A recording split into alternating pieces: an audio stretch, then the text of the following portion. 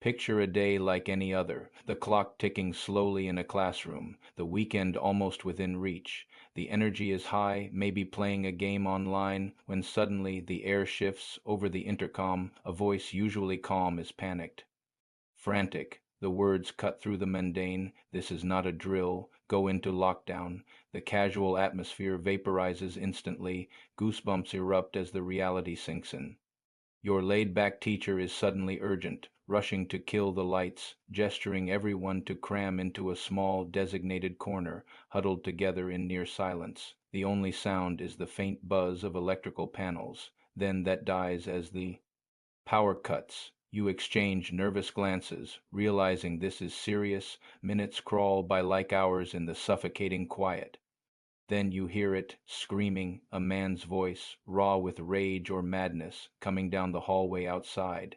It's accompanied by chaotic banging on the lockers first. Fear grips you. Two girls in the group start to cry, their quiet sobs amplifying. The terror, the screaming and banging get louder, closer. He's shouting threats, dark promises echoing off the walls. At that moment, the abstract idea of danger becomes terrifyingly real. You fear for your life. Your teacher tries to silence everyone, eyes wide with the same fear mirrored on every face. The banging stops at the lockers, and then it hits your door. Hard, heavy impacts accompanied by screams of "open up." The sound is visceral, violent. More girls are openly crying now, the sound mixing with the relentless pounding. It feels like an eternity, this onslaught against your classroom door. Finally, blessedly, the banging and screaming move on, fading down the hall until silence returns, leaving only the ringing in your ears and the thumping in your chest. 10 minutes later, but the terror made it feel like an hour, the dean's voice returns to the loudspeaker, surprisingly explaining what happened. A clearly agitated person had entered the building, assaulted the staff member at the front desk, who then ran for help, leaving staff unsure if the intruder had a weapon. The school at the time lacked modern security cameras or sufficient staffing, making it vulnerable. A sweep found nothing, and teachers were then told to resume class, doors locked tight, no students allowed out. But the chilling part: a late shift.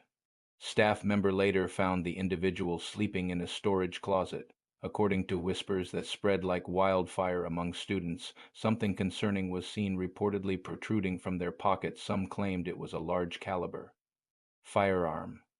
Disturbingly, something reportedly spooked the person, maybe the staff member opening the door. By the time officers arrived, they were gone. To this day, many reportedly never knew if they were ever located, leaving a disturbing question mark hanging over the school. Yet the terror didn't always come from inside the building walls. Picture another typical day, lunchtime chaos in a middle school. Suddenly, four loud, confusing booms rip through the air. You might think it's thunder, but the reaction around you is immediate.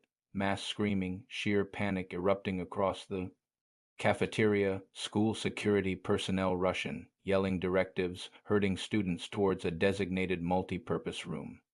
Kids in the lunch line are forced to abandon their food, urged to get inside, fast, packed into the large room with hundreds of other students. Curiosity buzzes along with the fear. The room has a massive glass wall, but security is urgently covering it with curtains, blocking the view outside. Adults stand guard at every exit. What is happening? A brave friend manages to ask a staff member. The answer that came back spread quickly. Someone nearby had allegedly barricaded themselves in their house, making terrible threats towards themselves and towards law enforcement trying to resolve a housing issue. Adding to the dread, it was reported this individual had been seen behaving oddly near the school, watching students. Then came another chilling layer to the story. It was discovered this person reportedly had a history involving a prior criminal offense. Stuck in that room for what felt like an eternity, an entire hour. The tension was thick. When it was finally over, students were escorted back to class, group by group. Later, a friend who lived near the school shared a horrifying personal account. The previous Halloween, they had seen this same individual at their window, allegedly performing a disturbing act involving self-harm and using their own blood to write threatening words on the glass. What everyone had dismissed as a shocking, grotesque Halloween display suddenly took on a terrifying new meaning. They weren't just decorating for the holiday. This was a glimpse into a dark reality, leaving everyone relieved the situation was resolved, but unsettled knowing who reportedly lived so close. But what if the danger wasn't just screaming in the halls or threatening from beyond the school gates? What if it was hiding in the very same room as you? Picture this. You're fresh out of college, working an internship in the basement of your old high school. It's a nice little office space tucked away downstairs, complete with some luxuries the main school lacks, but there's a problem. The main basement door reportedly doesn't lock properly, and your office itself doesn't have a door, just an open entrance. You're down there alone during lunch when a call comes in from the front office. Lockdown reports of someone potentially armed entering the building, isolated in the basement, with no secure place to go. Your only option is to kill the lights and hide. You crawl under your desk, phone clutched in your hand, texting coworkers upstairs for information, but getting no response. The silence in the dark basement is heavy, broken only by the sound of your own breathing. 20 minutes stick by in. Agonizing tension. Then the distinct creak of the basement door opening echoes across the empty space. Footsteps, heavy, deliberate footsteps descending the stairs, getting closer to your hiding spot. Your heart pounds. You freeze, terrified they might see you. The footsteps enter your office. They don't turn on the lights. There is nothing but silence again, but now it's charged, alive with the terrifying knowledge that someone is in the room with you, somewhere in the darkness. It feels like an eternity under that desk. Suddenly, your phone dings with a text message. The sound is deafening in the silence. You hold your breath, praying they didn't hear. The footsteps move closer to your desk.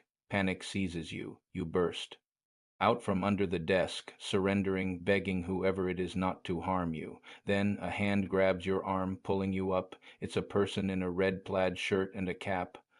They tell you it's okay, they're just hiding too. You whisper, asking what's happening upstairs. They brush off the question, asking if there's an exit down here. You point the way. Before they can move, you ask who they are. There's a brief pause before they explain they were reportedly a parent coming to pick up their son when a teacher told them to hide. You glance at your phone, finally checking that text message you received earlier. It's from a coworker. The words hit you like a physical blow. Dude, this is DMN crazy. Some guy with a gun shot Mr. Buckley. He's wearing a red shirt and hat. Whatever you do, don't come upstairs. Your world spins. You look up at the person standing inches away, the one in the red plaid shirt and cap. Your stomach plummets as you realize the horrifying truth. They catch your expression, a flicker of something unreadable in their eyes. In a split second, instinct takes over. You bolt, sprinting for the stairs, for the chance of escape. A deafening bang erupts behind you, the unmistakable sound of a projectile. You hear it reportedly ricochet off metal in the dark basement, but thank goodness it misses. You make it upstairs, gasping for air. Fortunately, law enforcement had anticipated this exit, and they were waiting. The person from the basement is apprehended the second they emerge. More good news arrives. Mr. Buckley, the teacher, reportedly survived being hit. It was suggested the individual and Mr. Buckley allegedly had a disagreement. The specific reason was never publicly revealed, leaving that part of the story a mystery. But the sound of that projectile in the dark, confined space of the basement, that's a sound that reportedly echoes in your mind forever. These are just 3 chilling accounts of the moments when the assumed safety of school vanished, replaced by sudden, terrifying danger. They remind us how quickly an ordinary day can turn into a fight for survival and how the threat can come from unexpected places, leaving behind not just shaken nerves, but lasting questions about safety, security, and the unsettling things that can happen when the doors are locked and you're trapped inside.